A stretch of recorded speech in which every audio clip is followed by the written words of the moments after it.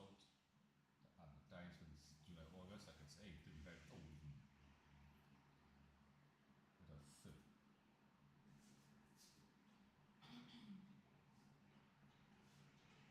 Right, you here now. Pull this item here, size it correctly. Yeah, that's fine. Put this back up there. Pull this out. Oh, look at my fro. Cool.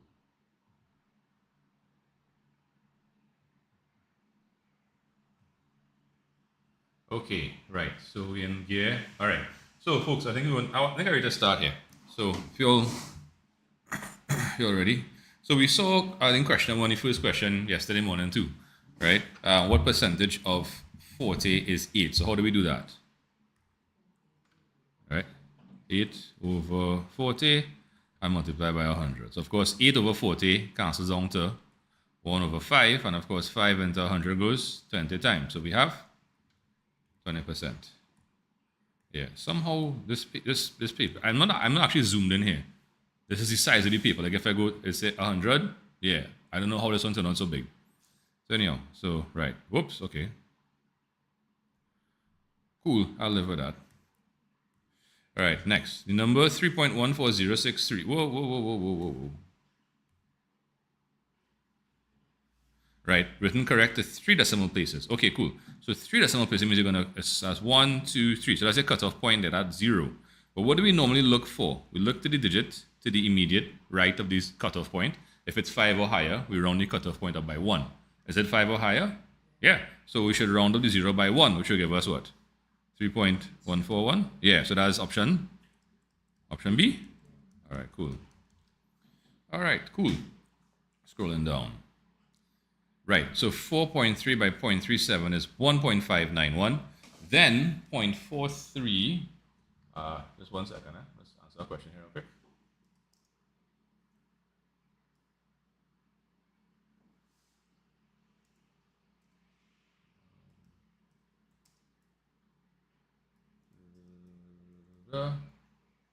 Right, cool, sorry about that. Yeah. Good. Right, yeah, so 4.3, okay, so then what they want after that? They want, sorry, 1 second. Yeah, they want 0.43 by 370, right? So to get 0.43, that's the sorry, let me actually get a darker green than this. I feel like it might stand out a bit better. Slightly higher contrast, right? Right, so we have 4.3 divided by 10. Why are we dividing by 10? Because dividing by 10 will shift the decimal point 1 space to the left, giving us the 0.43, right? And then the 370, so that's 4.3, right? Multiply, so 370, so 0.37, to get to 370, that decimal point has to move 3 spaces, right? That and then the next one.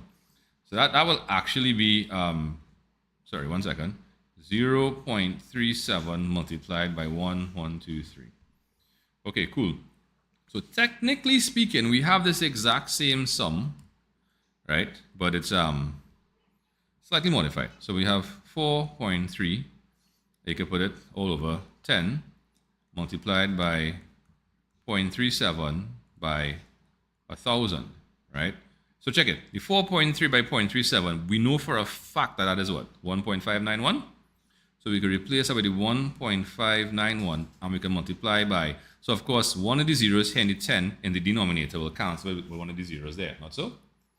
Right, so we multiply that by 100. And when they multiply by 100, what do we do decimal point? What on Ariana? How are you doing? Oh, somebody online here. I don't know. This is Lariana? Yeah. Ariana. Okay, cool. Yeah, it wasn't a rhetorical question. Was the what do we do? Decimal point 2 spaces, right? 1, 2. So that'll give us 159.1. All right, cool. Let's pop that in. All right, 159.1. Cool. All right, let's get a blue. Let's get a slightly. Maybe I'll keep that blue for now. Right. So the first 3 common multiples of 3, 4, and 6 are. So multiples are like if you see any times tables of those things, not so? So like for example, for 3 is 3, 6, 9, 12, etc., etc., right? So we know for sure 0, 1, and 2 can't be it. 3, 4, and 6 are not common to all of those, right? So we either looking at 6, 8, 12, which I suspect can't work because 6, yeah, sorry? Yeah, so it has to be D, right? Yeah, so 6 is a multiple of 3 and 6, but not 4. 8 is a multiple of 4, but not 3 and 6. So then that can't work either, right? So the only possible answer here is D. All right, cool. Going again. Sorry. Hello? Okay, is the lunch here? I hear the dogs walking. Okay. All right. Okay, cool. Right. Hey, guys. All right, and then number 5 now. Okay, glad to hear that. Right, so number 5, if 350 is shared into the ratio 2 to 5, the smaller share. Okay, so, I mean, my PA and my math people, we know when we see ratios, what do? We add the numbers together. 2 plus 5 will give us 7. And we put each of these numbers over 7. So it's a 2 7s, 5 7 split. And they want the smaller share, not so? So which of those is the smaller share? 2 7s or 5 7s? 2 7s. So all we have to do is find 2 7ths of 350. So 7 will go into 35 5 times, and you have a 0. And 2 by 50, sorry, is 100. Lovely. That's option C. Okay, lovely. All right, so just before we go into the next section, or the next side of the page, so in class people, so Caitlin, Samara, and Genevieve, you're okay with 1 to 5? Any questions, anything? No? All right, cool. All right, so Christina and Robnia, if you guys are good with 1 to 5, just kindly give me a G in the chat. If you need me to re-explain any of them, give me an R.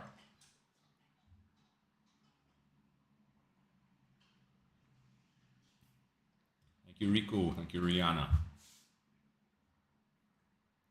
TikTok, how y'all doing? All right, cool. There we go. Okay. Oh, we saw this one yesterday. All right. So it says 40% of there are 40 students in a class. Girls make up 60% of the class. 25% of the girls wear glasses. How many girls in the class wear glasses? Okay, cool. No problem. So 60% of the students in a class are girls. Right? So you can knock off a 0 and a 0, 0 and a 0. 6 by 4 is 24. So we have 24 girls in total, yeah? And then 25% of those girls wear glasses. So 25 over 100, then multiply by 24. Yeah. Oh, and they put us number 6 again. So the answer for number 6 is 6. Right. So of course 25 into 100 goes 4 times.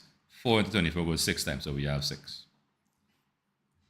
All right. So that's option A. There we go. Way to go. Okay. All right, lovely. Right, if the universal set U is 1, 2, 3, 4, 5, and 6, and H is 3, 4, 6, then H complement. So this little thing here is complement.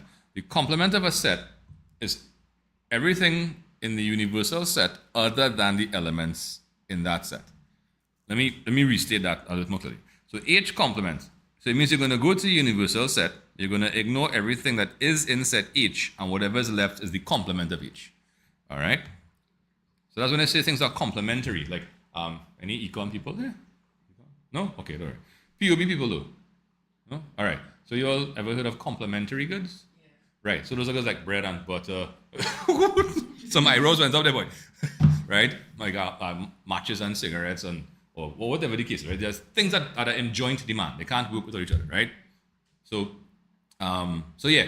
they complement each other. So they kind of go together. So the 3, 4, 6 represents part of the set, and everything else is the complement of that set. So it was 1, 2, and 5? All right, cool. There we go again. That's option B, yeah? Right, option B is 1, 2, and 5. All right, sorry. Which of the following statements describes a set of integers greater than -3 but less than 6? Right, sorry, yeah. Okay, so greater than -3 but less than 6, right. So for x has to be greater than -3 and x has to be less than 6. So when you put x in the middle, of course it's greater than -3 and less than 6. So yeah, greater than. So we could ignore these here because those have equal to signs as well, which we're not dealing with. And this is going entirely the wrong way. How could x be greater than 6 but less than minus 3? That makes no sense mathematically. But, well, actually, no. You could have that, but you can't state it like this in the same set. It's like saying, I want a number that's both positive and negative. No. Right, okay. So the only option here is option D. Right. The correct option is option D.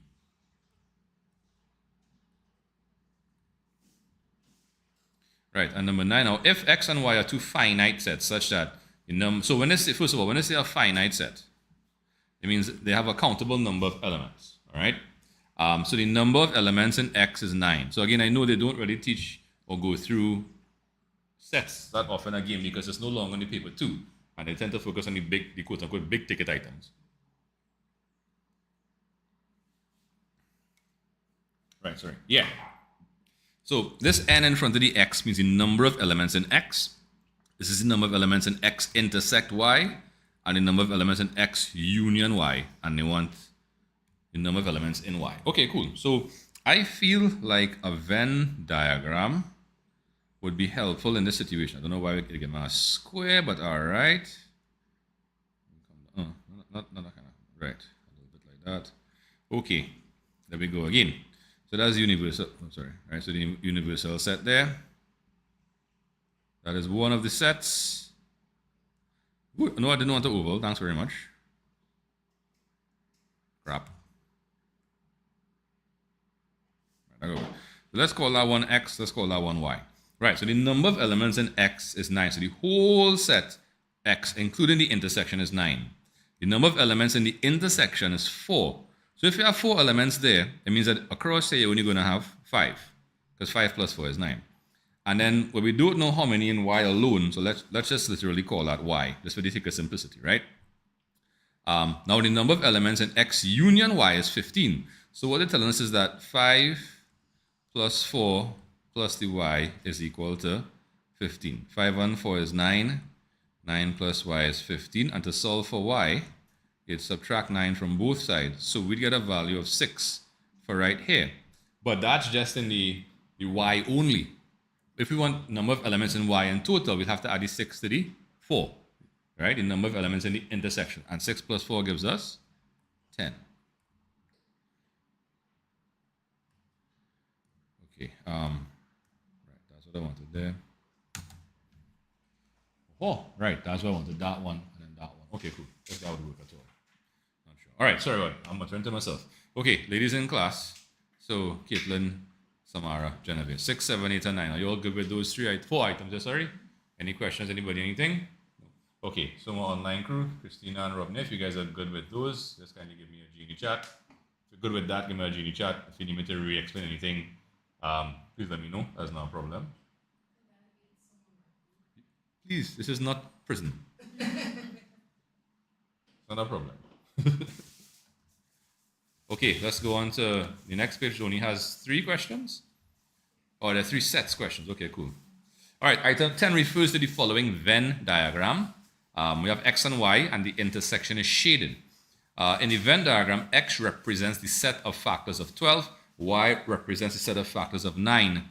The shaded region represents the set of all factors of... So that's a very interesting way to ask that question, I find. Okay, so X is the elements of X are the factors of 12. So you have 1 by 12, 2 by 6, 3 by 4. Sorry. Right, and then for Y, those are the factors of 9. So that's just 1, 3, and 9. What are the common elements between those 2 sets there? 1 and 3. So 1 and 3 would exist inside of here. And what they're asking is what the shaded region, so 1 and 3, represents the set of all factors of what number? So 1 and 3 are the factors of 3, not so?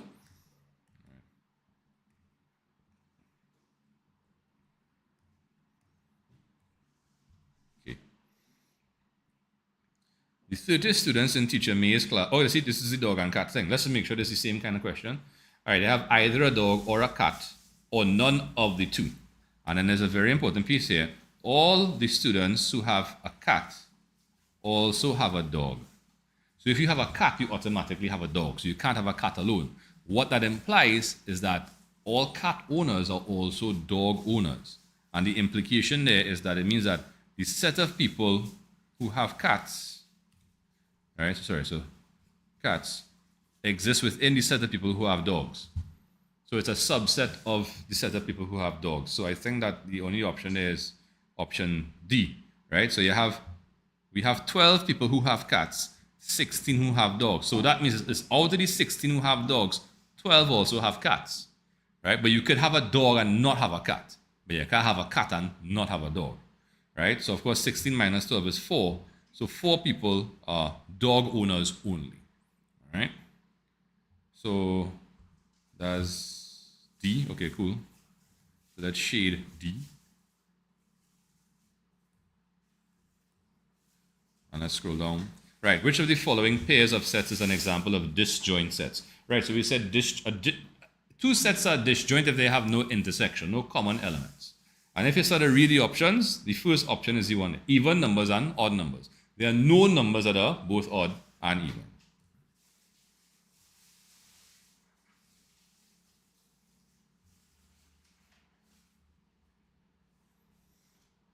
Okay, ladies in class, are we okay with this particular item here? Yeah? All right, cool. Rodney and Christine, let's give them a quick junior chat if you're good with this page, 10, 11, and 12. If you need me to explain any or all of them, that's not a problem, just let me know. All right, thank you. Jed, what's going on? J Mark, Trini Bonnet, girl, Kaiden, Stacy, dark skin girl, Priv, and Tyra. How y'all doing? Okay, cool.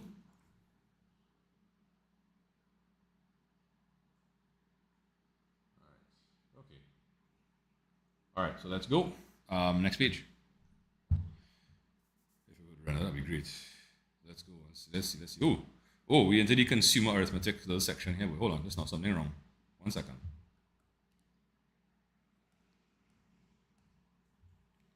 Give me a minute.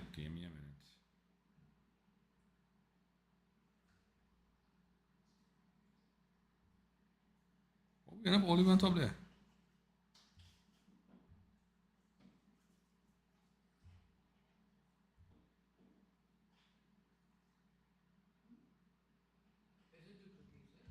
No, it shifted from where it was.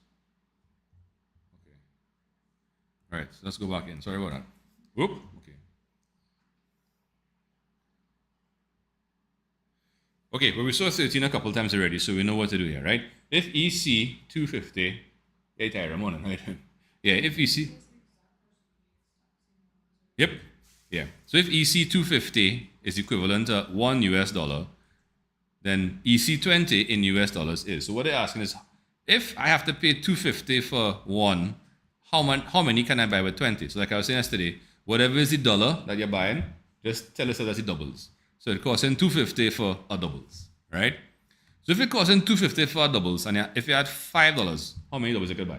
You could buy 2, right? If you had $10, you could buy 4. And if you had 20, you could buy double that, which is 8, right? So just take the amount of money you have and divide by the price per item, and you get 8. So we could buy 8 doubles. 1 second. Who knocks at the door?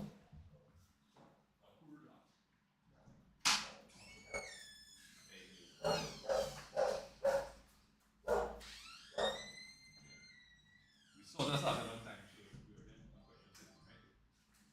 One second. Oh, right. Oh, here it is. Hello? Okay, I'm back. Okay, I have to collect something outside real quick. So you all can work on whatever is visible. Just give it 2 seconds.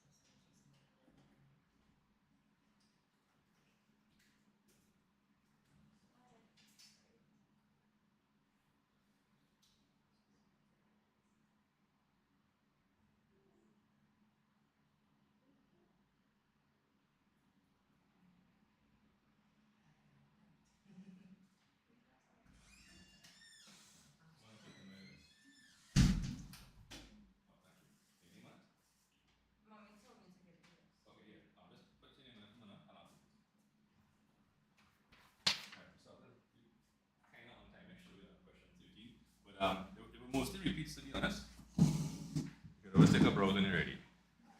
Hoi. Oh, I should probably collect that one time. Okay. Actually, in the box, no more KFC. Okay. Really? Okay. I think she lives in Full Garden. It's a friend of my aunt. Anyway. Okay. So let's go. So we're at number 14 now. So at a store, 3 cents on every dollar spent is charged as sales tax. How much is paid as sales tax on a costume which costs $1.96? So 3 cents on every dollar sounds to me like a 3% sales tax. How about you? Yeah? All right, cool. So we can find 3% of that. So that's 3 over 100 by 196. Now, check it, right? If you kind of swap out the denominators there, so you get 196 over 100, so you get like 1.96 by 3. But instead of multiplying that out, what whole number is very close to 1.96? 2, right? And 2 by 3 is what? 6. So let's look for an option just below 6 in the options there. We have any of those? Yep, option A. Because they ask how much is paid as sales tax. And the sales tax cannot be more than or even equal to the amount, especially if it is a 3% sales tax.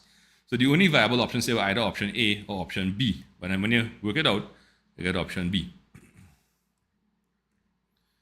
Right, okay. The cash price of a television set is $350. When bought on hire purchase, a deposit of $35 is required, followed by 12 monthly payments of $30. How much is saved by paying cash? Okay, cool. So what we need to do is figure out how much is paid by a hire purchase, right? So to do that, what do? We take the 35, oops, I didn't go back down to the smaller point. We take the 35 and we add it to, now it says followed by 12 monthly payments of 30, right? 12 by 30 would give us 360. Sorry, question? All right, no problem.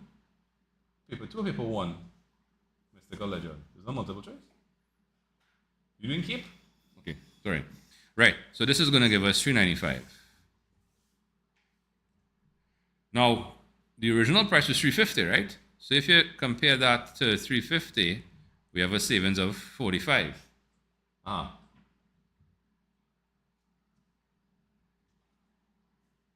one sec. Paper 1. You didn't keep? Because that is not management accounting. That's unit 1. That's financial. That's interesting. You're doing both at the same time? Okay, cool. Right. That's 14 and 15. Let's tackle 16 and 17. Well, one at a time, of course. And let's, of course, go back down to the smaller point. Right, cool. Right, let me just check. Everything there going good? Right? Like my throat.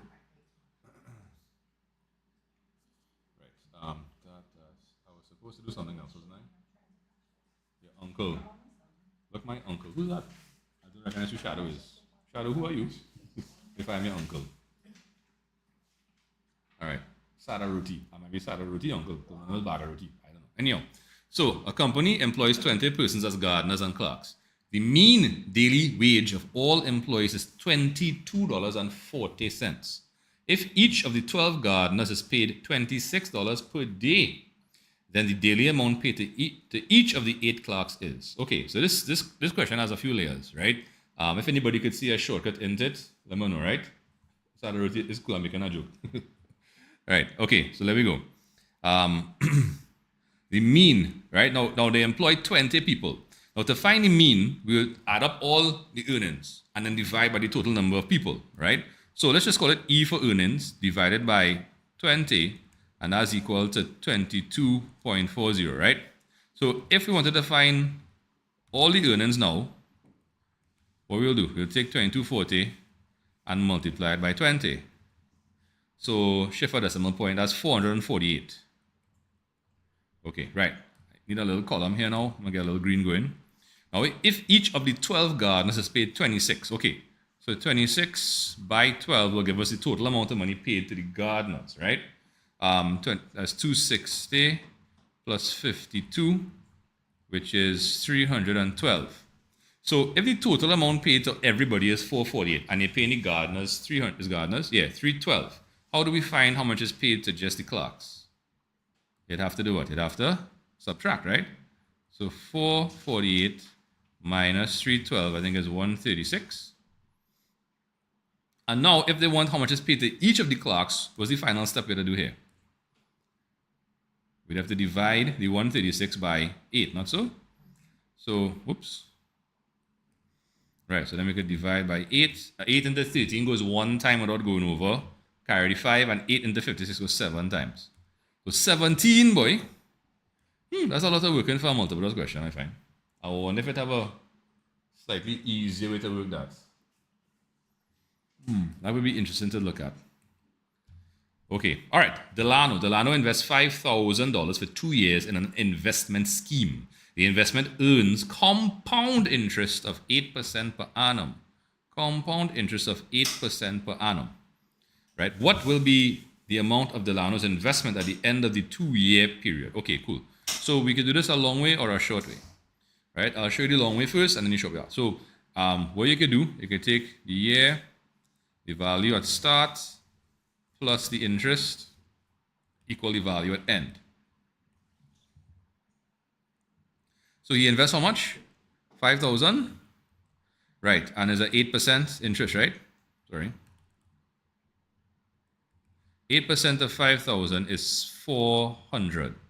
So at the end of year 1, he'll have 5,400.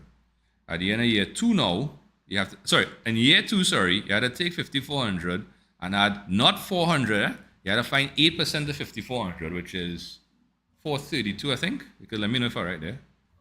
Right? And then that'll give us 5,832. Right? And then that's what they want. They want what would be the amount in Delano's investment at the end of the 2-year period. So the amount of the investment, the total, which is 5,832. Right? Now the other way to do it, if you're familiar with compound interest, is to take your 5,000 and you're going to multiply by 1.08 to the power of 2.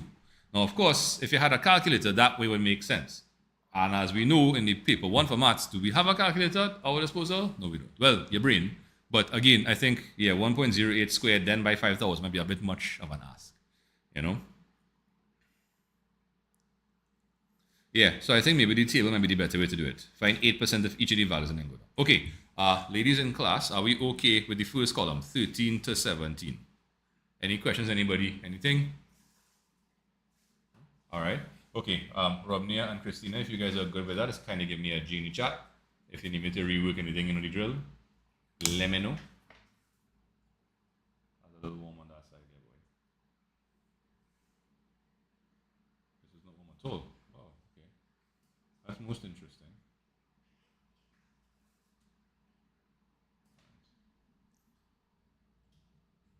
All right, thank you. Okay, let's go. On almost which pages, yes? We're still on this page, right? 18. A car presently valued at 12,000 depreciates at a rate of 10% per annum. We saw this yesterday too, right? Okay, what would be the value of the car 1 year later? What color did I just use down here? Oh, I broke the pattern. Okay, I was supposed to go orange and purple. Okay, doesn't matter. I'll just do the orange on top of here. Right, so first of all, what does depreciation mean? It means a loss in value. So could the value after depreciation be higher than the value before? No, it couldn't. So D is automatically out. And if you're losing 10%, 10% of 12,000 is 1,200. So that's only $20, 120 less. So that's not enough, right? So you have to find 10% of the 12,000, right? Which will give us 1,200. And then you have to take the 12,000 and minus 1,200, right? That'll give us 10,800. I mean, alternatively, you could also say, if you're losing 10%, if you start up with 100% all, and you lose 10%, what percent are you left with? 90%, right? So you could just as easily take 12,000 and multiply it by 90% or 0.9. You could do that as well if you want, right? But again, it's up to you. There's no one right way to work it. And just like yesterday, I think Teresa had asked, will you get marks if I do show your work? And I'm like, you don't get marks for working in multiple choice. It's just the letter you're shading. All right? Okay. Right. A man's basic wage for a 40-hour work week is $160. Okay. He is paid $5 per hour for overtime. If he works 6.5 hours overtime in a certain week, then his wage for that week is. Okay, so to work overtime, you have to work in excess of the regular. So he worked, sorry, it implies therefore, hey, yourself, come back here, that he did an entire regular working week, and then thereafter, he also worked overtime. So the basic wage for the 40-hour work is $160. Okay, and he's paid $5 per hour for overtime. Okay, so if we take the 6.5 and multiply it by 5. So first things first, by the way, 160 is the basic wage, right? He works, so can either of these two be candidates for the answer? No, because 165 means he worked 5 hours overtime. He didn't. 166.5, as if it took 6.5 hours and added to the 160. That working out, right? So 171, that also seems too low, so I'm leaning towards D. So without even actually working it out, right? But of course, you do want to double check that, right? And of course, if you add that to 160, you're going to get 192.5. All right? So again, you can think your way through quite a few of these questions, especially with the consumer arithmetic, right? But there are some of them that they do bring where, yeah, you had to work it out. You have little choice but to do that. Or guess, you know? I wouldn't suggest that one unless you have absolutely no choice. Okay, number 20. A salesman sells a car for $10,500. If he is paid a commission of 5% for the first $10,000 and 8% on the remainder. Okay, hold on. Let's actually yeah. So it's 5% for the first 10,000. Is that somebody else, boy? And 8% on the remainder. Right. So okay. So we have to break this up now into what you call it? The 10,000 and the remainder. So he sold the car for what? 10,005, right? So that's 10,000 plus 500. That's 10,500. And we have to multiply by 5% in the first instance, and then by 8% in the second. So 5% here will be 500, and this will be 40 on this side here, and 500 plus 40 is literally 540.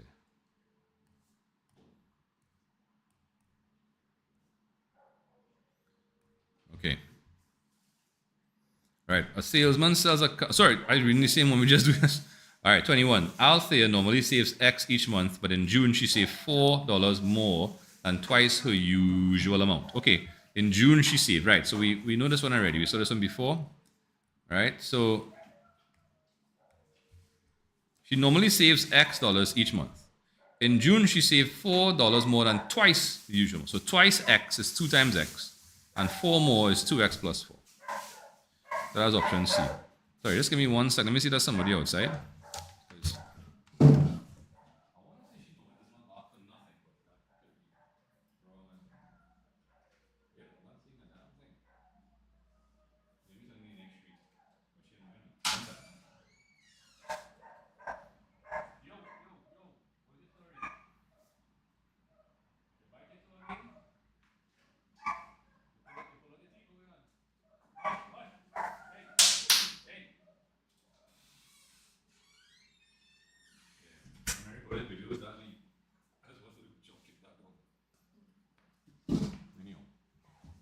Right, there we go. Okay, ladies in class, are we okay with 18 to 21? Uh-huh. Yeah, sure, no problem. 16 and 17. This screen feeling a little warm today, boy. Is this thing on below? Yeah, we're getting breeze, but yeah. That's why I wanted that piece, you know. Okay. I think I know what I have to buy for that item there. All right. Hey, my good one, how you doing? You still there? I don't know. TNT Ming. All right, cool. This is yeah, morning.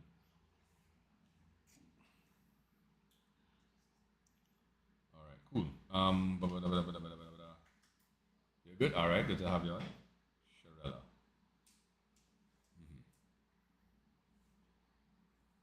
All right, so we took about half an hour, and we're about 1/3 of the way through the paper, so that's good timing, right? Because again, it's 60 questions, right, in 90 minutes, so 30 minutes, and then 20 questions. So you have 1.5 minutes per question. All right, we okay there? Oh, no, when? Go down. 21? Oh. I was catching up. Yeah. Okay. All right. They were giving me problems. Which But I one? corrected them from somewhere else. Okay. Oh, First, they were good. okay. What about the sets? You were okay with the sets question, or those gave trouble? Yeah. I mean, repeat. Yeah. Especially with the dogs and the cats. It was number 9 I had to pause for because it Uh-huh. was symbols. Right. Yeah. Union and intersection and thing. Okay, cool. But anything you want to go through with it or Could you just go through 16 again, please? 16? Yeah. All right.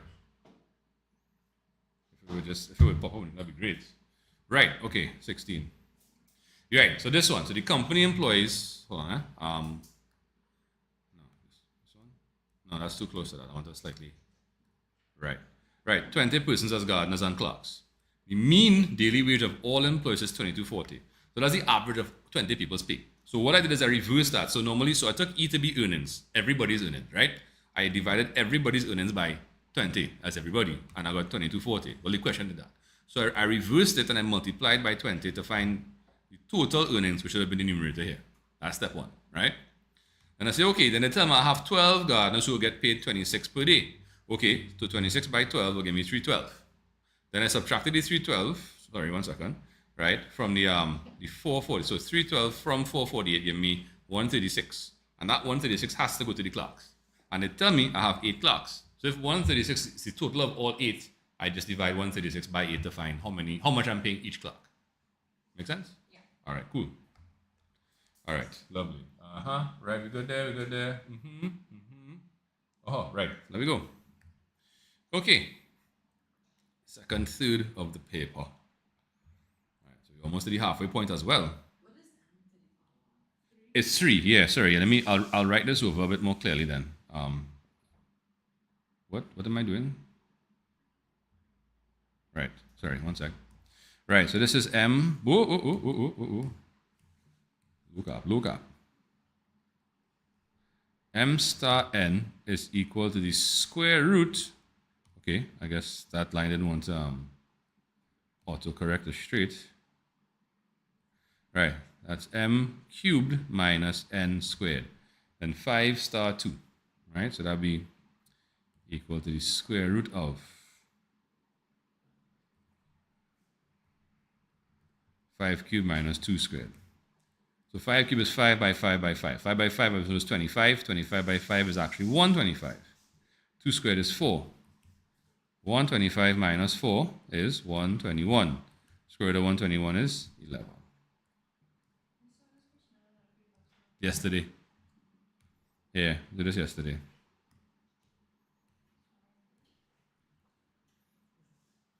All right. Let's go down TikTok. Go on, boy. Just 100. All right, cool, man. Whoever there. Okay, item 23 refers to the following diagram of a trapezium. Okay. Okay, 2, right, x minus 4, The trapezium with height h has an area of x squared centimeters squared. The equation that may be used to find the value, okay, I don't recall this question. Okay, with a trapezium, the formula for the area is similar to a triangle. So a triangle like base by height over 2, right? So basically is 1/2 of the sum of the parallel sides, right? The parallel sides are usually this one and this one. Now they didn't put arrows, but they said it was a trapezium, right?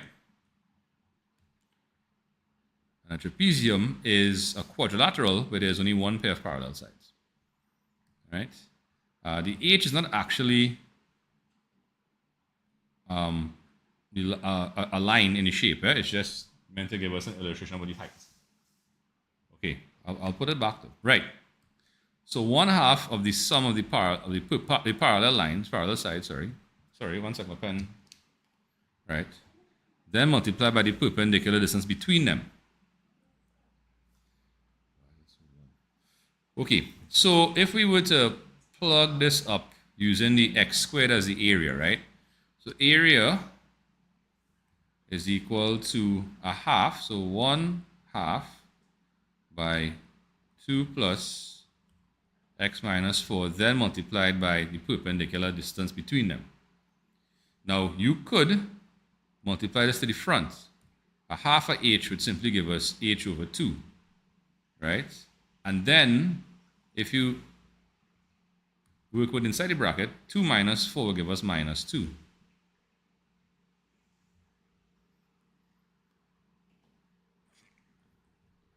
Right? And that's option A.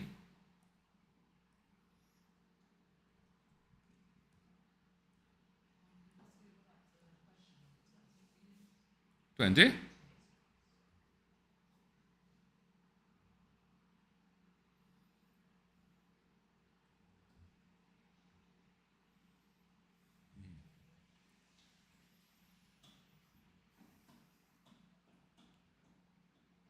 Questions? Okay. Okay. All right. There was scratching off because of a mistake, and then I Okay. ended up missing a zero. Oh, That no, no. one. Yeah. Missing a zero is not good. I'm doing this on pen because You want a pencil? I have pencils. It's just light and it's easier to see because I have to trace it all the time. Okay. All right. Hey, Coach, what going on? Your partner, what your name? Raphael not here today. All right, 24. We saw 24 yesterday. 25, I'll write out 25 so you'll see it a bit more clearly, right? The 25 is, whoa, that is not going to help. Right. So that's 5, it will look like by n plus 1 multiplied by 5 to the n plus 2. Oh, we'll come back to that one, right? Okay, I just did which one? Da, da, da, da, da, da. Right, okay, cool. Yeah, when you're minus a minus, it becomes a plus. So we have 2q, and then minus 3q. Well, that's minus 1q, that's minus q, right? Nice basic algebra to start us off with there. Yeah, I mean for 25, I thought it was a Oh. minus. No, it looked like a plus to me, to be honest. If anybody else have a better It copy. looks clearer on my screen. Oh, okay. So I mean. Yeah. Right, so we have, so of course when you're multiplying and you have the same base, you add the power. So we have n plus 1 plus n plus 2. So n plus n, right, will give us 2n, and 1 plus 2 will give us 3. That's option B. I know that mightn't be very clear for you all, but I can see it here. Okay. All right, ladies in class, are we okay with that first column there from 22 to 25? Any questions, anybody, anything? We good? Okay, cool. Sorry, one sec. Oh, right. And Christina and Robin, just kindly give me a G in the chat if you give it 22 to 25, please and thanks. ORG. What's going on?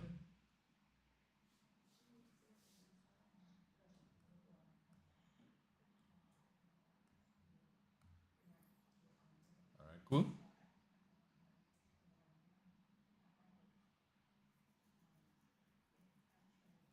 All right, thank you. Right, so in this one now, 5 by y minus 2 minus 3 by y plus 4 is 0. We saw this yesterday, I think. Okay, so distributive law at work. So 5 by y, then 5 by minus 2. 5 by y is 5y, 5 by minus 2 is minus 10. Minus 3 by y, minus 3. So minus 3y, minus 12, and we're told that that's equal to 0. Right, 5y minus 3y would then give us 2y. Minus 10 minus 12, well, they're both negative, so you add them and put back the minus sign. And that's equal to 0, which means that 2y is equal to 22. So to solve for y, we'd simply divide 22 by 2, which of course will give us 11. All right, cool. I think we saw 27 yesterday as well. That's, so p minus q, okay, cool. So that would simply be 3 minus 2, and then 7 minus 5.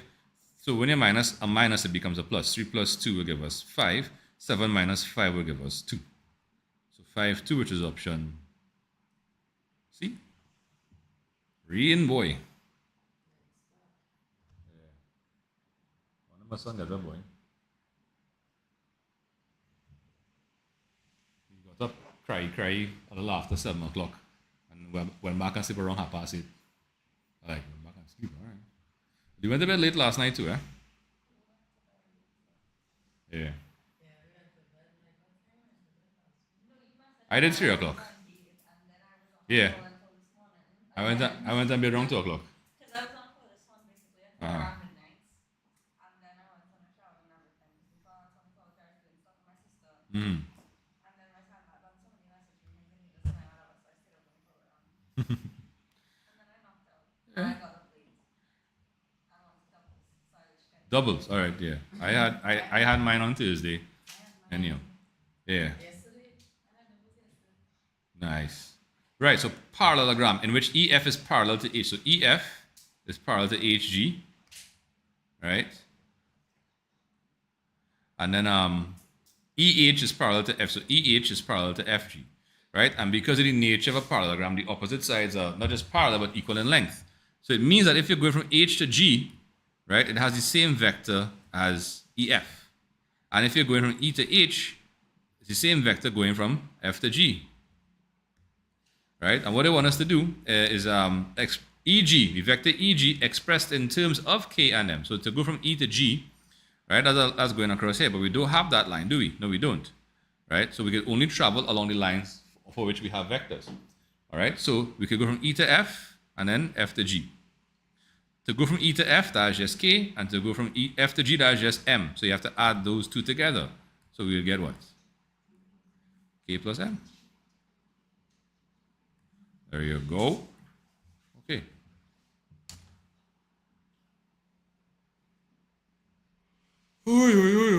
Sorry. All right. In class, ladies, are we okay with 26, 27, and 28? Do you have any questions? Are you sleeping? Looks so.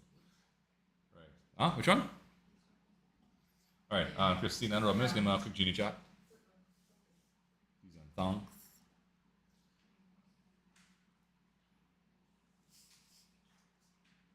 All right. Cool.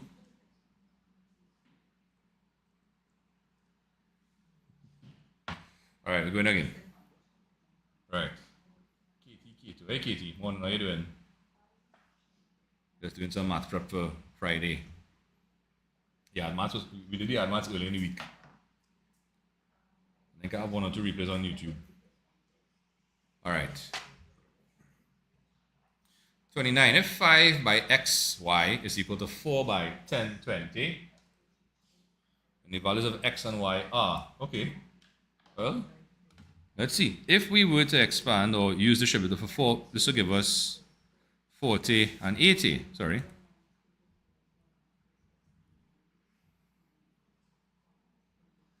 Right? And it means that 5 by something will give us 40, and that's 8. And there's only one option that has 8 as the x item, right? That's option B.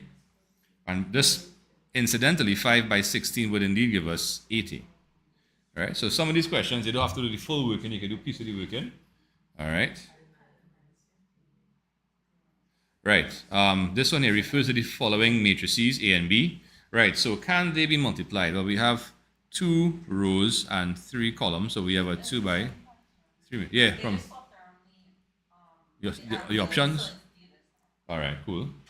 And here we have 1, 2, 3 by 2.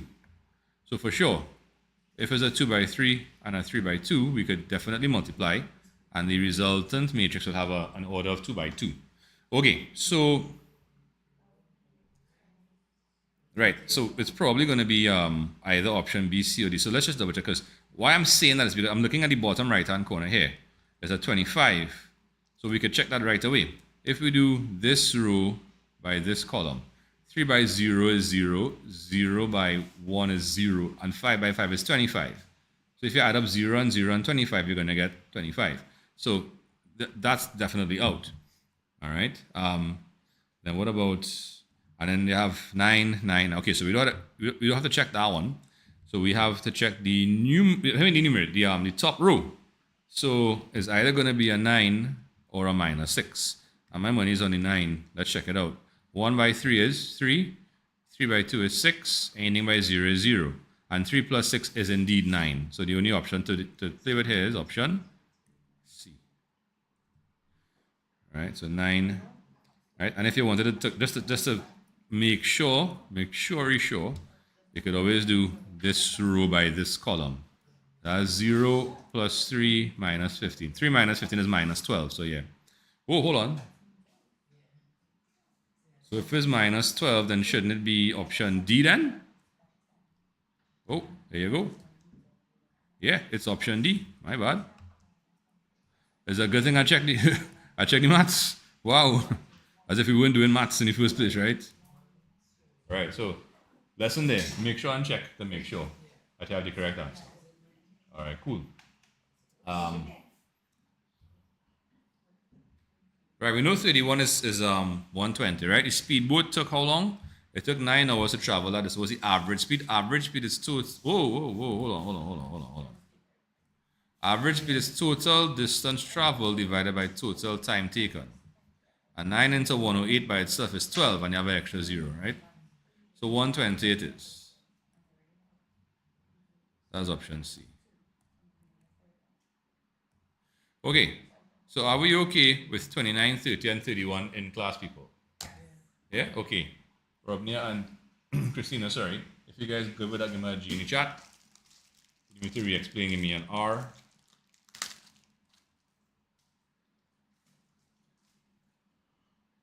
Okay, cool. All right. Okay, I'm gonna take a little pause just to go up and get some water and come back. You all could feel free to work ahead if you want. I'll put the questions up on the screen or whatever. Whatever I can fit that's visible, without being too small. All right. It shouldn't take me long. All right. I'll be back in a flash.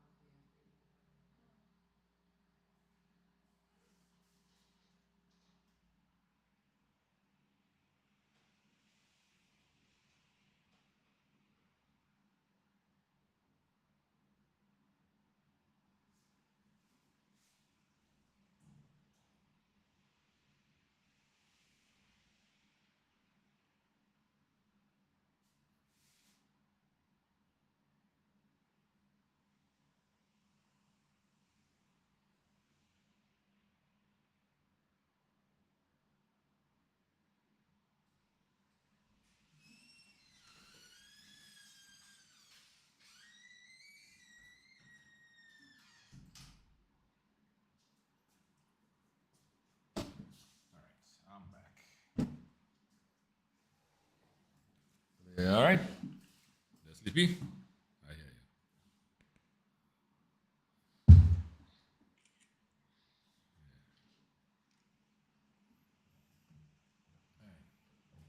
Hey, Kiela, what's going on? Naomi, morning. See Trinity water drip still there, boy. Shannon.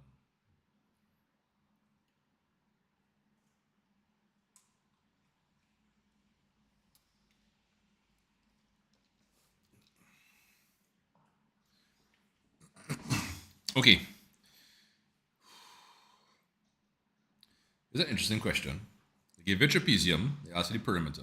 That's easy, distance around, but then they ask you the millimeters, and they give it to us in meters. So you can convert everything to millimeters one time by multiplying by how much? 1,000, and then adding everything together. So we could do that. Let's start with it. Hold on, What's the last color I use? Okay, so blue.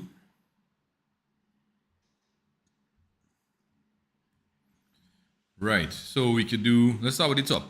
So everything is basically gonna drop the decimal and add a 0 to the end. So we have 4, 10. Well, the only answer here that could make sense is 920. Right, 410, 210, 180, and then 120. So that's 300, that's 620. So that's 920, yeah? All right, cool. Didn't want to work that out. Okay. Item 33 refers to the following circle with center O. Right, center O. Okay, what do you want?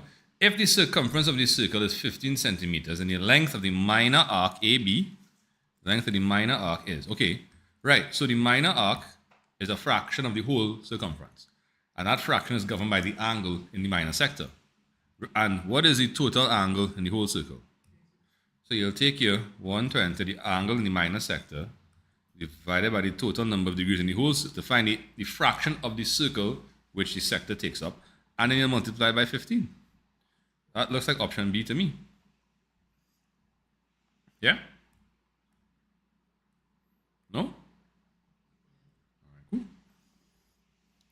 All right, if they wanted the major sector, if it was major, you do this one down here.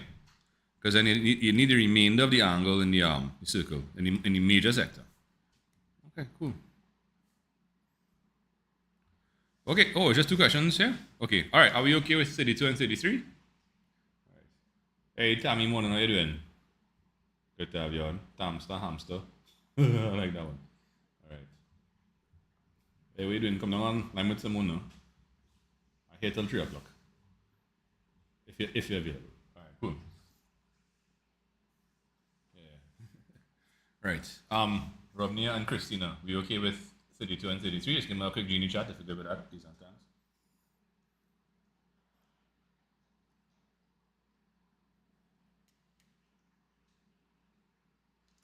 All right, there we go. 34. Good. Real zoom in. All right, we saw 34 yesterday. An aircraft leaves A at 1600 hours and arrives at B at 1930. So that's 3 hours and 30 minutes. That's 3.5 hours. Okay, cool. You call that? All right, cool. Right. Traveling at an average speed of 550 kilometers per hour. A and B are in the same time zone. That's very important. Same time zone. A and B are in the same time zone. Right. The distance from A to B in kilometers is. Okay, cool. Oh, sorry, what am I doing? All right, so normally we know that speed is equal to distance, over time. And if they want distance, we simply have to rearrange this and we get speed by time is distance. So we're going to be doing 550 multiplied by 3.5, right? Which, of course, if you run the decimals, you can actually get 55 by 35. All right, I'm willing to wait it as 1925 because the, well, let's do it 0. So 5 by 3 is 15, carry the 1. 5 by 3 is 15, plus the 1 is 16. And 55 by 5 is 275. Good. Right, that is indeed 1925.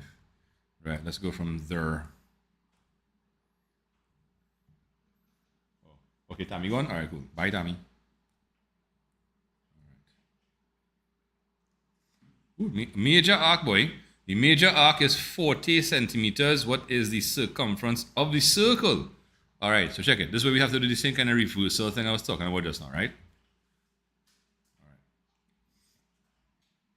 So the major arc is the kind of broken line going around the side. Well, that side, sorry. All right, so they want the major arc. Sorry, no, they want the circumference, and they're telling us that that is 40, right? Now, the angle they give us here is what? 60, right? And that's 60 out of 360. And that 60 is in the minor sector, sorry. So in the major sector, the angle will be what? 300.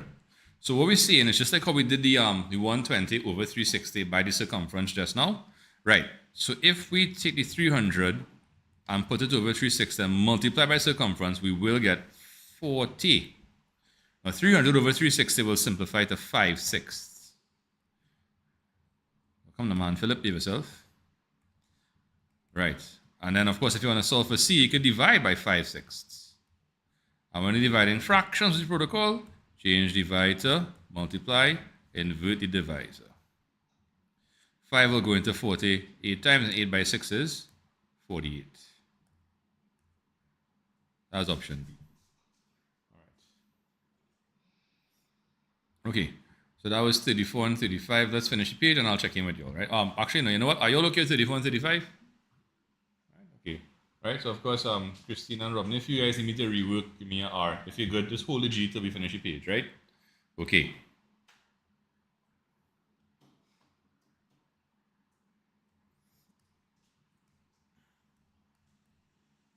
Right, items, okay, it's cuboid and the base is a square, right? So the volume of the cuboid is 320 cubic centimeters, right? And the height is 5. If the cuboid has a square base, what is the length of one side of the base? Okay, cool. So what they're saying here, they have this square base, is that this distance here, let's just call it x, and this is x as well, right? Because a square, of course, is an equilateral, an equiangular quadrilateral. Yeah, that makes sense. Right, cool. Long story short, all the side lengths of a square are the same. So if we took it from the formula for the volume, right, that would be, like we said, length by breadth by height, right? The height is 5. Volume is 320. So x by 5 is 320. X by x, of course, is x squared. Then by 5 is 5 by x squared. If you divide by 5, you have 320 divided by 5 is equal to x squared. Right, and that's 64.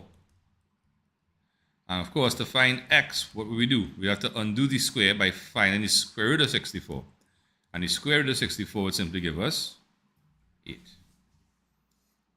Right, yeah, so that one had a couple steps in the work in there. But we saw that one already, so we were kind of familiar with how to do it.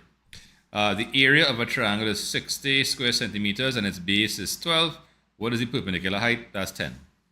All right, but again, we will do the working so we could see what's going on here, right? So the area of a triangle, as we know, is base multiplied by perpendicular height over 2. So 60 is equal to 12 by height all over 2. Now 2 could cancel with the 12, giving us 6. And 6 by h is 60, so to find h, you have to divide by 6. But let's ask yourself, what's the only number by which I can multiply 6 and get 60? Well, that's 10.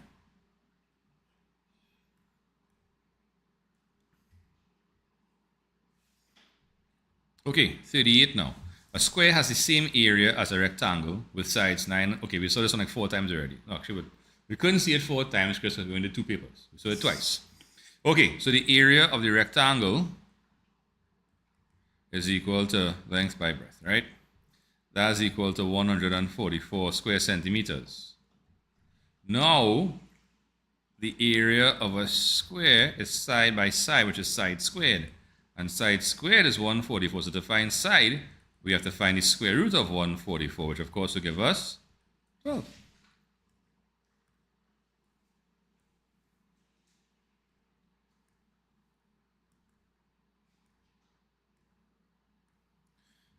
Okay, all right. Ladies in class, are we okay with 36, 37, and 38? Anybody have any questions, anything? No? All right. Romney and Christina, now I'll ask you for a G if you're good with that for the whole page. If, of course, there are any or many you need me to rework, let me know. That's not a problem.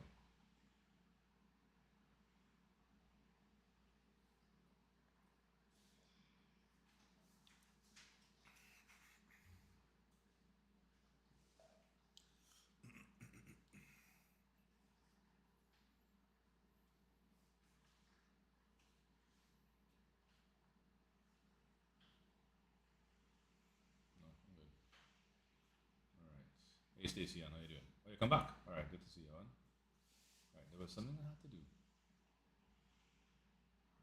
That was the thing I had to do, right?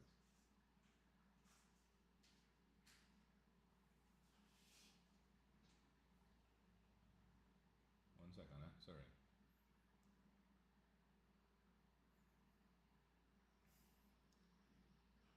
All right, go live, do that, do this. Record your highlights, other than post a short. Okay, cool. All right, cool. So, is the highlight here? No.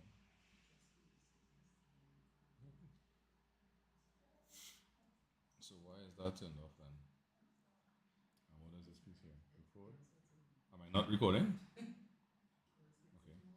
All right, sorry. Let's next page one time. Yeah, so we crossed the halfway mark. We're pretty close to the 2/3 mark. I think we're making good time. We won't finish, I don't think, too early or have it incomplete by the time. So yeah, we have like 22 questions to go again. Okay. I think we could swing that, man. Okay. Items 39 and 40 refer to the following frequency distribution. Sorry, I thought I heard a question, right? Which shows the average mass in kilograms of a group of children in school. So the top row is the mass in kilograms. The bottom row is the frequencies. Okay, so how many people weighed between 21 and 30 or between 31 and 40, etc. All right, no problem. We could understand. Right, cool. So the upper limit of the modal class. So the modal class is the class interval with the highest frequency. So we're going to go in the bottom row and find the highest frequency, 15, 35, maybe 40. There you go. And the class interval is 51 to 60. And the upper limit is 60, right? The upper boundary would have been 60.5. The limit is the visible number there. So that is 60. Right, cool. Okay. How many children have a mass greater than 40 kilograms? Okay, cool. So greater than 40 means everything above here, right? So 24 plus 40 is 64, 64 and 18 is 82. Oops. Right. All right, we're going again. So that's 39 and 40 there.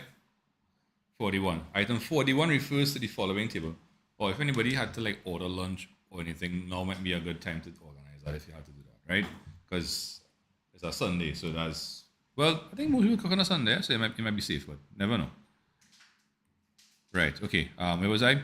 Right, item 41 refers to the following table, which shows the frequency of scores obtained by students on a test. Okay, so this is ungrouped data. And again, they come with the modal score. So the modal score is the score obtained by the most number of students. So if you go in the students row, we'll see that 12 is the highest number, and 8, therefore, is the modal score.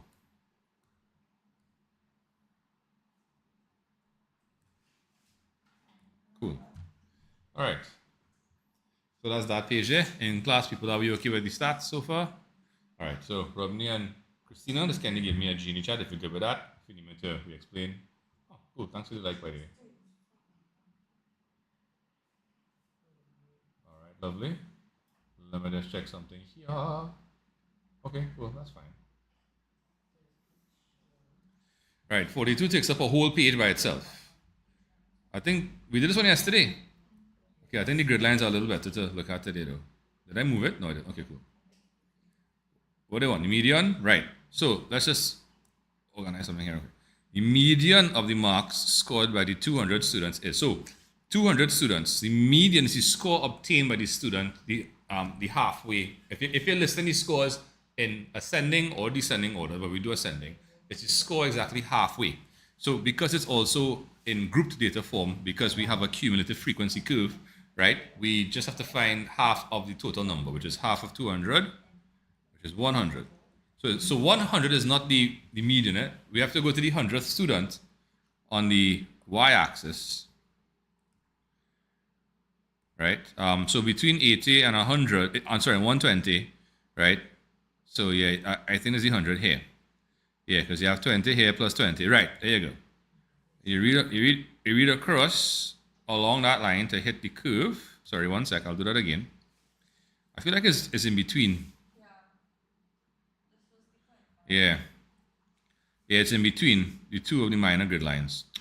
I should use a slightly... Yeah, I did. That's better?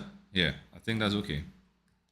Right, let's take a little read and see. Okay, so from 30 to 40, that's 10. And we have 1, 2, 3, 4, 5, 6, 7, 8, 9, 10 spaces. So each space is 1, right? So this is 35 here. That's 36, 37, 30. And it's exactly halfway between 37 and 38. So halfway between 37 and 38 is 37.5. Is that an option? It indeed is an option. Very good. Sorry, I listened to too much Blue's Clues. I have a fellow called Josh on it now. I never used to watch it before, but my son seems to like at least bits and pieces. It's between that and then I have Miss Sarah Sunshine from It's Circle Time. He liked Blippy. He used to be a big Miss Rachel fan. What was the other one, boy? It have one called Danny Go. It have Handyman Hal. It have the Wiggles. I don't know how to do this. I do remember mine though. Uh-huh. Team Umis. Oh, I'll check that one. Team Umis is the math one. Remember with the boy with the imaginary crate? Or the girl with the imaginary crate? The girls, all that. I don't know that one either. Oh yeah. Yeah, that was way after my time. Bubble guppies. I know of bubble guppies because I have some young cousins. Question? Oh, okay, cool. Alright. Yeah, all that sound familiar. All right, item 43 refers to the following bar chart, which shows the ages of children who took part in a survey. Okay, cool. So these are the ages, and these are how many children were of that age. Okay, how many children took part in it? Okay, cool. So 4-year-olds, we had 3 4-year-olds, we had 4 5-year-olds, we had 2 6-year-olds, 5 7-year-olds, and 1 8. So that's 15. Yeah, 87. Yeah. Because it's 4 by 3, 5 by 4, 2 by 6. That's 12, that's 20, that's 32, 32, and 12 is 44, 44, and 35 is 77 plus 8 is 85 though. I must have miscalculated somewhere. Right, 600 students wrote an exam. The probability, that a student failed is, the probability of a randomly selected student failing the examination is 1/5. How many students are expected to pass the examination? So if 1/5 of the people are failing, if 1/5 is failing, 4/5 are passing. And you're going to find 4/5 of 600. You saw the tactic here, right? They put the total number in words, so it didn't stand out. Right, so 5 will go into 600, 120 times, and 4 by 120 is simply 480.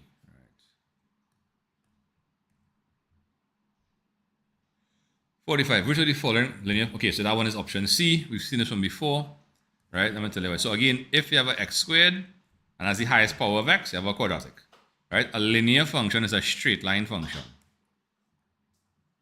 right? Y equal to mx plus c. This is the only one that can rearrange into that form, y equal to mx plus c. Also, and more importantly, the highest power of x is 1, the lowest power of x is 0, right?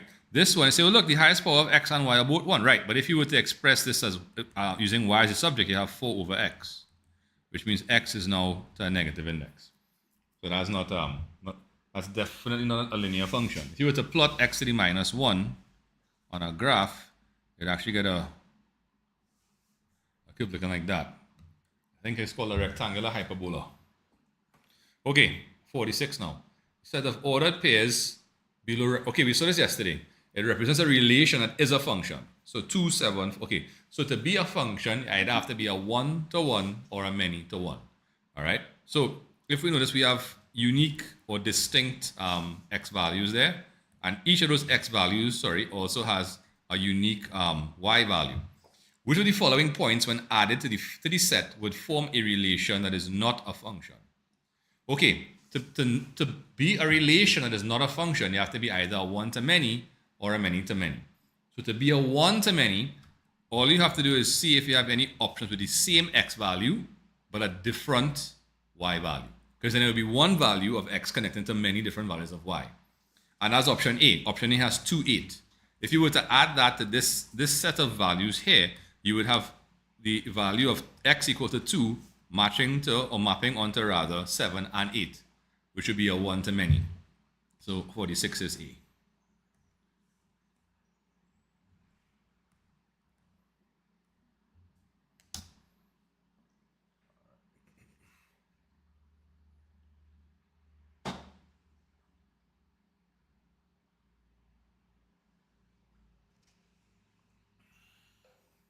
Okay.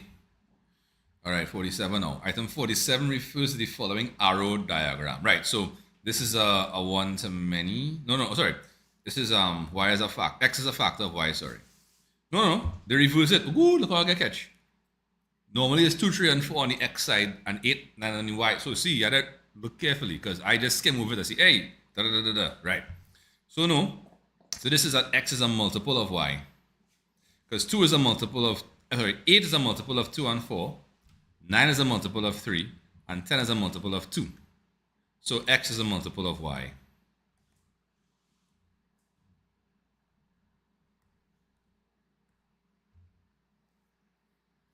Okay, all right, so in class, people, are we okay with 43 to 47 on this page here?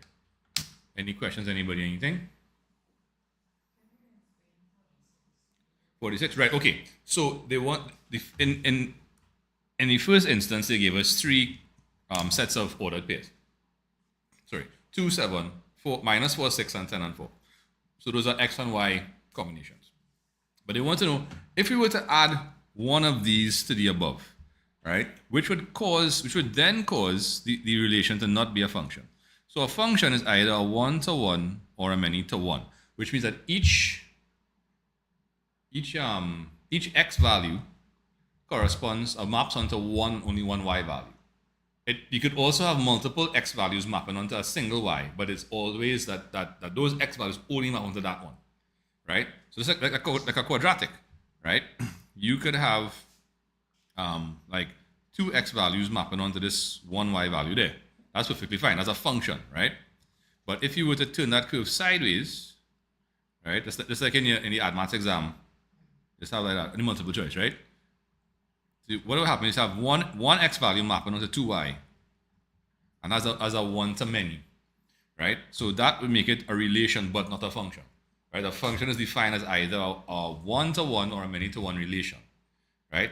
So what that means is that if you have another item, another set of ordered pairs here, which maps any of these x values already established onto a separate y value, that would then become a one-to-many. Make sense? Okay, cool. All right, cool. 45.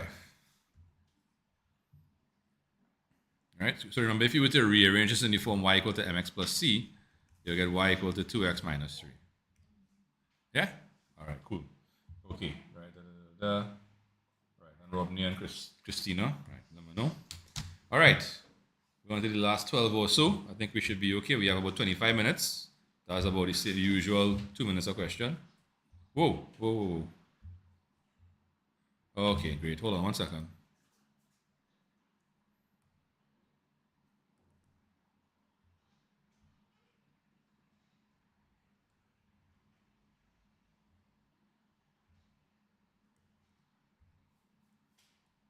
No.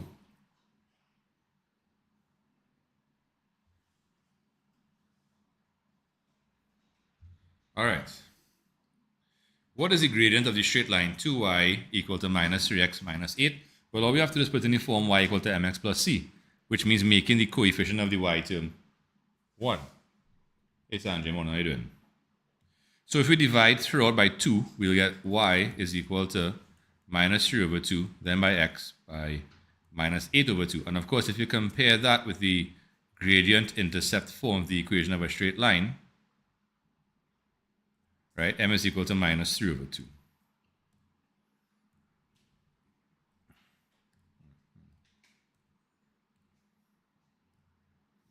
Okay, next one, h of minus 6. So that's a simple substitution we have to do, right? So we'll have 3 multiplied by minus 6, then minus 2 all over 5. 3 by minus 6 is minus 18. Minus 18 minus 2 is minus 20. And minus 20 over 5 is simply minus 4.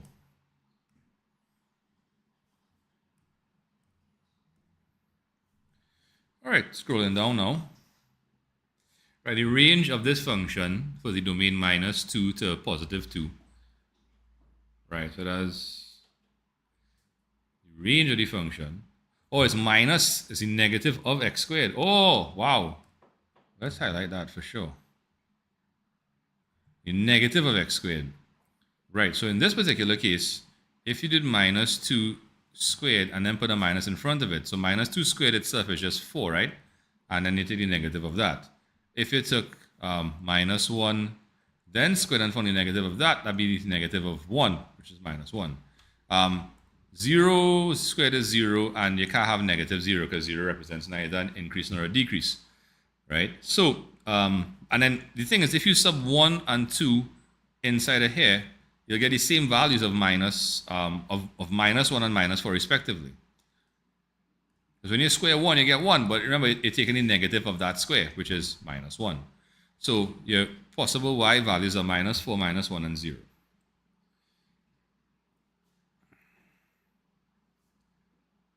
Sorry, yeah. Might have to take a nap during lunch, boy. Either eat or sleep. For sure. Okay, 51 now.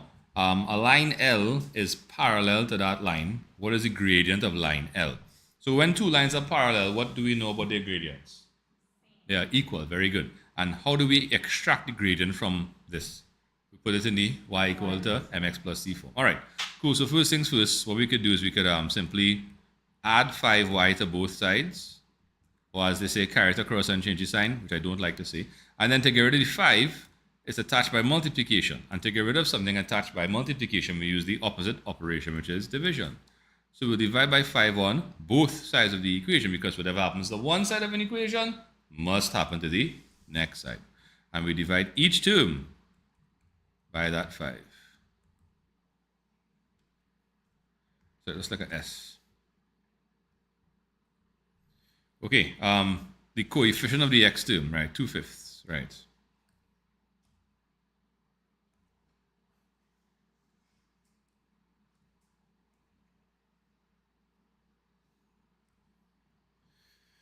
Right, that's 51. Let's check out 52. Hold on. No, it wouldn't be down there.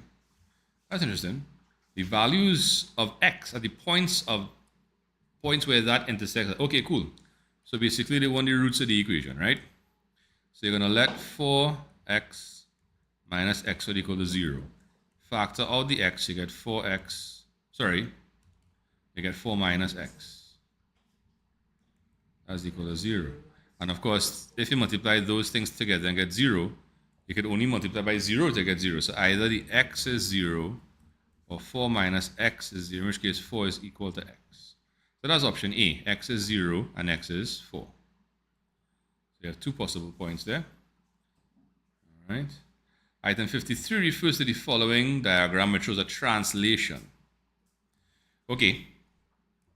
So in this transition, so we shift in from A to A prime. So if you notice, right, to go from 2 to 4, that's an increase of 2. And if you check on top of here, right, to go from 5 to 7, that's also an increase of 2. And then for the verticals now, to go from 5 to 6, that's an increase of 1. And to go from 7 to 8 is also an increase of 1. So they want the translation, right? In the diagram, the transition is, so there'll be 2 on the horizontal and 1 on the vertical. So that's option B, yeah?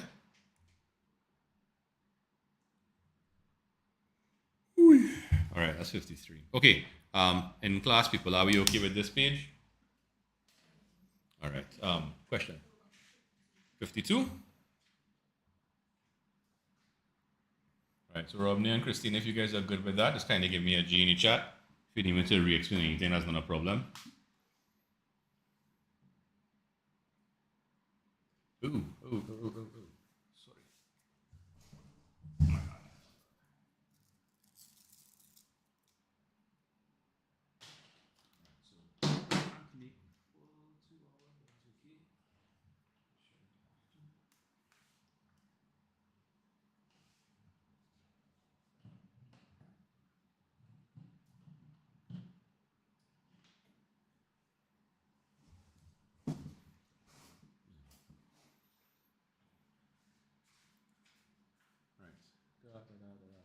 Okay, well, how are we doing temperature-wise? That seems cool. That's slight thing, nothing to be concerned about. This one, that seems quite fine. There's a bit around the middle here. Okay, well, I guess I added something. Sorry, I'm mumbling to myself. Okay, in person, people, are we okay there? Yeah, okay, cool. Let's go on to 54 to 55. All right, we saw both of these questions already. Let's just zoom through them real quick. Right, item 54 refers to the following transversal diagram in which P, Q, and RS are parallel. So P, Q, and RS are parallel, and the line that cuts through both of them is the transversal. And once you have parallel lines, you have the option for which one? F and Z angles, right? So if you follow your Z, right, we will see that there's a Z angle, right? P and Q, which means that option A is the option here. P is equal to Q. And for 55, a ship sailed 8 kilometers due east from A to B, and then it sailed 6 kilometers due north to C, right? So it started off at A and sailed east, which is going to the right, to B, and then sailed 6 kilometers due north, right, to C. So there's an 8 here and a 6 there. All right, so A to B, going from left to right is 8, and then going up from B, 6, right? So that's option C.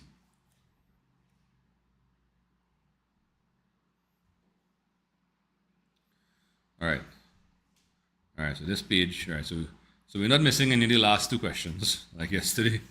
All right, so 56 refers to the following diagram. Wow, okay, yeah, take a look at that for sure. Right, if O is the center of the circle, then Y is, right, so this is what I like to call the arrowhead diagram. The angle of the center is double the angle of the circumference, right? So 2 by 50 is 100. Right, so that's basic circle geometry. There's no real working to say you have to show. There's a rule, right, that you need to know. Right, I will show the derivation. If you draw like a radius here, you actually get two right angle triangles. Sorry, two isosceles triangles. And you can kind of work out expressions for here and here, here and here. And then you'd actually get like these two angles here. And of course, some of the angles at a point is 360, so you could work out this angle here, which happens to be double that. Anyhow, that's a different story. Yeah, I was playing around with some proofs last night too, just to kind of refresh my memory. Right, item 57 refers to the following diagram. It shows the graph of the line y equal to x. Right, let's put that in a bit of a color.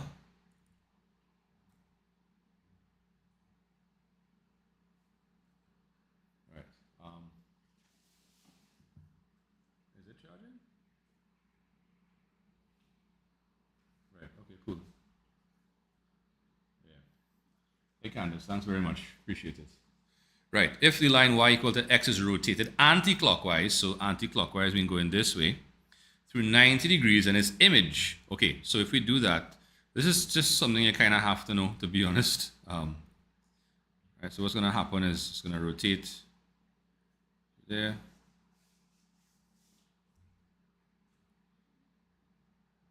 That's about 90 there. That looks 90-ish. Right, and this, by the way, that's actually equal to the line y equal to minus x. So that's option A. Okay,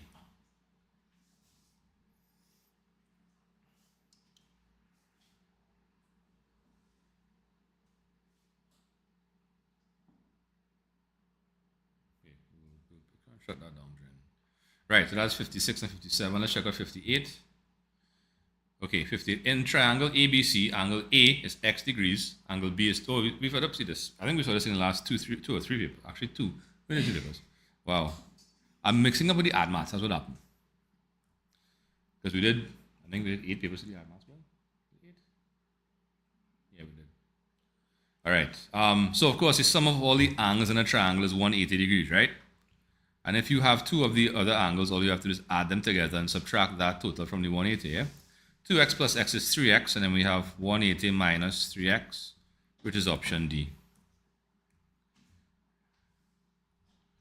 All right. Okay. All right. I think we saw this one yesterday too. Item 59 refers to the following diagram, which shows that the angle of depression of a point x from Z is 35 degrees. Cool. And of course, as we know, this line and this line are parallel, and you have a Z angle going on here. What that means is that this angle here is also 35 degrees. Now, if x is 12 meters from y, then the height of yz, right, is in meters. So let's call it h, right? Okay, and what does that little symbol tell us? That it's a, what kind of triangle? Right angle triangle. So we could use basic sine, cosine, and tangent. So relative to the angle that we have, the 35 degrees, the h that we're looking for is the opposite length, not so? This is the right angle. The side which is opposite to it is called the hypotenuse. Now, we are neither looking for the hypotenuse, nor do we have that length.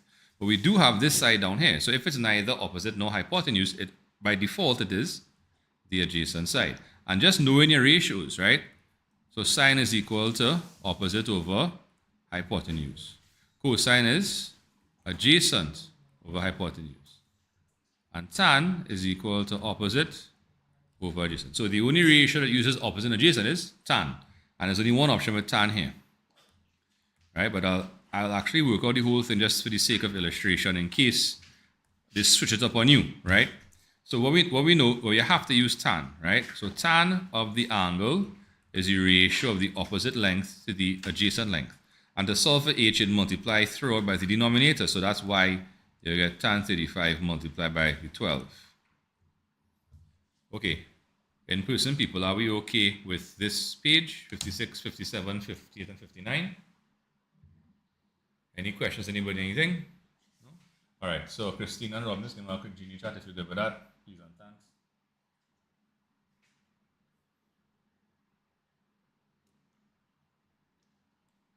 All right, cool. So number 60, and then we'll take a short break for lunch and then come back. Oh, our next one, boy. Item 60 refers to the following right angle triangle. Okay, cool. So we have angle X, we have angle Y. Well, we don't have them. They are marked angles, right? 4 and 8. And if we wanted to, we could find the other side by reversing Pythagoras. 64 minus 16 is 48. 4 root 3. 2 root 3. Sorry. No, 16 by 3 is 48. Yeah. 48 is, yeah. Okay. Anyhow, small thing. Which trig ratio is equal to 4 over 8? So 4 over 8. Now, the 8 centimeter side in the context of the triangle is indeed the hypotenuse. Why? Because it is opposite to the right angle. So right away, if of course you're going with SOHCAHTOA, it's not like the record has over carnival time, SOHCAHTOA, right? Anyhow, we know we're not working with tan because that doesn't have hypotenuse, right? So we're either working with sine or cosine. Now, they have x and they have y. Now, relative to x, to draw a line through it, that'll be the opposite side. And then 4 over 8 will be opposite over hypotenuse, which is sine. That'll be sine x, which is actually option A. Right? Now, relative to, so just by the way, just as a little extra here, relative to the, oh gosh, angle y, this is adjacent, eh? So we could actually have also gone with cosine of y, but cosine of y was an option. All right, okay. So folks, that was the Jan 2022 paper 1, right? I already have the Jan 2023 paper 1 printed out. All right, I have a couple extra copies of Jan. So 1, 2, 3, 4, 5. I don't know what the 6th one was. Anyhow, right? So what we're gonna do right now is we're going. But before, anybody have any questions? Any questions? I know it's 60, so you might remember all. But maybe there was one I kind of glossed over or worked a little too quick. Whatever the case is, if you have any, you can let me know, right? Apart from that, yeah, we will break for lunch until about 1 o'clock, right? So just look out for the link in the chat, right? Maybe we might start a few minutes early to see if we could finish a little extra early, whatever the case is, if we all want to, right? All right, but just a quick question. You all okay with the pace and the delivery, or you all want more time to work out stuff? No? Okay. Yeah, Robin, talk to me. Chris, I feel like you're going so fast. Okay. So slow down a little bit. Yeah, All right, cool. yeah. All right, so we'll try that in the next one, yeah? All right, cool. Okay, cool. Well, we'll break for lunch. So again, look out for the link in the chat, and then we'll go from there. All right, so Christina and Robin are logging off here. I'll probably use the same link, so you can just keep it open. Well, you don't keep it open, but just keep it yeah, just log out and then log back in. All right, I'll go on there.